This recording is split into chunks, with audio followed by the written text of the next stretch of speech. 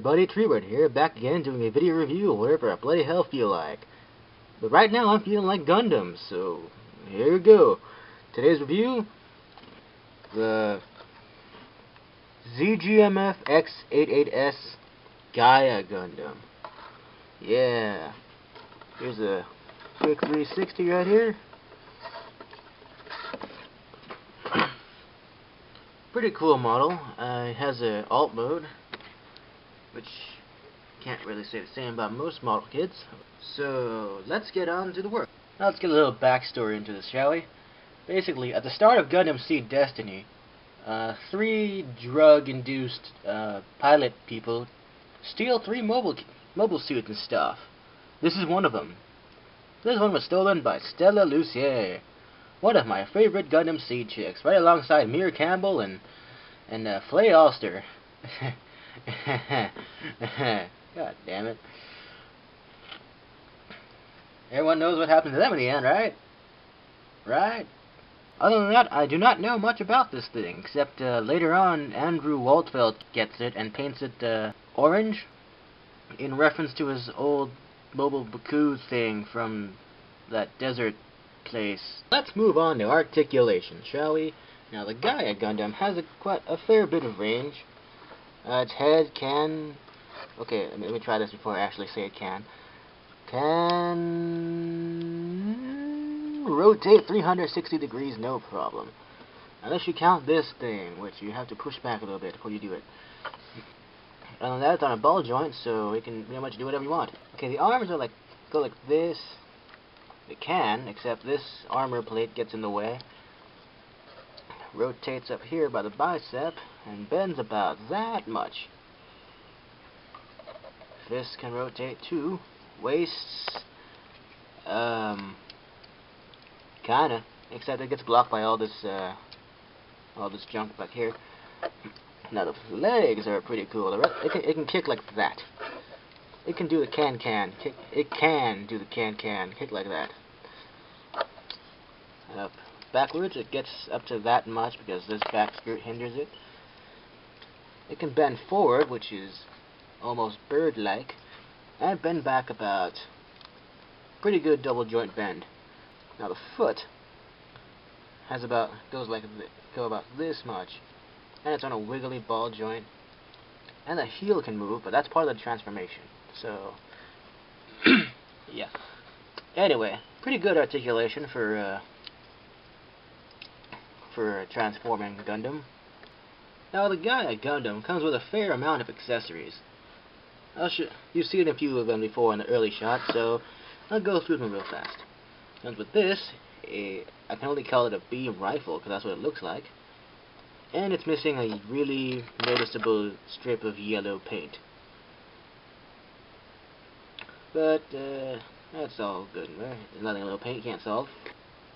2 beams for the beam sabers it has on its skirt, side skirt, which do pop out.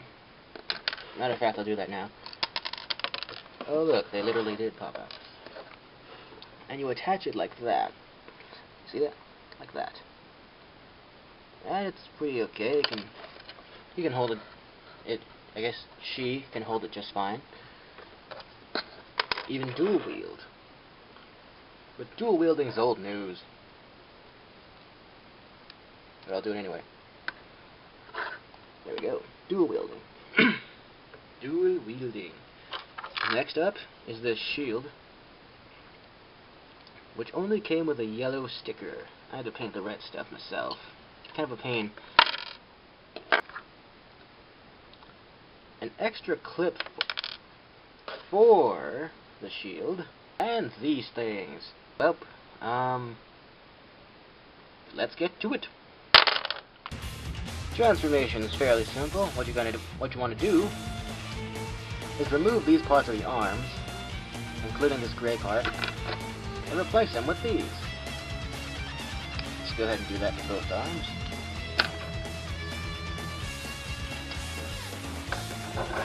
Making it look like it's wearing socks in its hands. Next up, you rotate its head facing backwards so it's less noticeable, although it's still pretty noticeable. Next up, you want to take the feet, bend the heels backwards.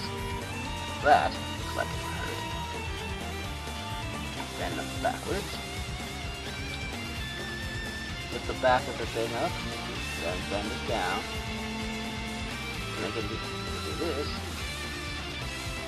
And rotate the front of it down. So it's doing this. Starting to look like a tiger now. Next up, you pull the head forward. Kind of like a hinge joint, so yeah. You could have done the legs into this too. Remove these back pieces up and spread them out a bit. Position the tail over your leg. Next, you take the shield, you pop the grip out, and you insert this. The peg, the clip I was talking about earlier. Then you go underneath it, clip it right underneath, where it will fall out if you don't do it correctly. Apparently, I'm not doing it correctly. So it looks like that. And it's got a fair bit of posability. Now you're almost done. So you just take this rifle and peg it into this little hole. There's a peg in the rifle, and you peg it into the hole. Boy goes into girl slot. So yeah. And there is the Gaia Gundam in its alternate mode. Pretty cool if I do say so myself. It's got pretty much the same articulation.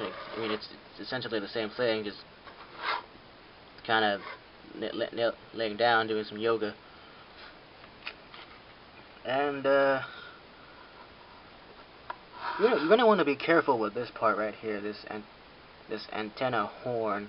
Mine broke and I had to reattach it, but I accidentally reattached it the wrong side, and I don't want to break it again to fix it, because you can't really tell from far away, can you?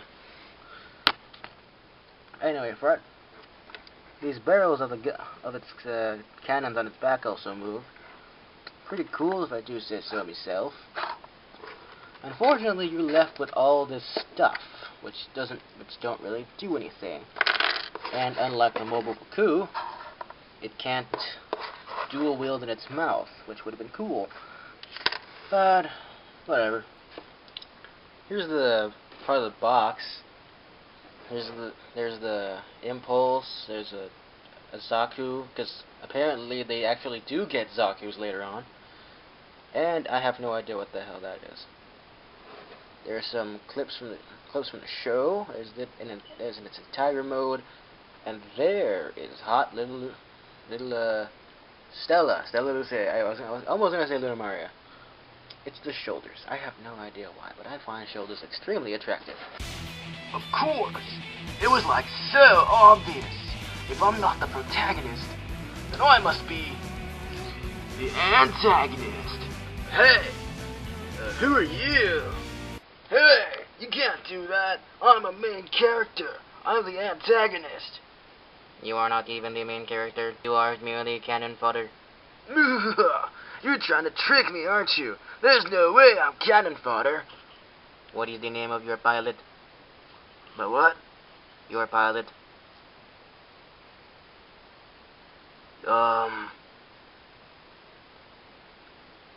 Well, Cannon fodder. No!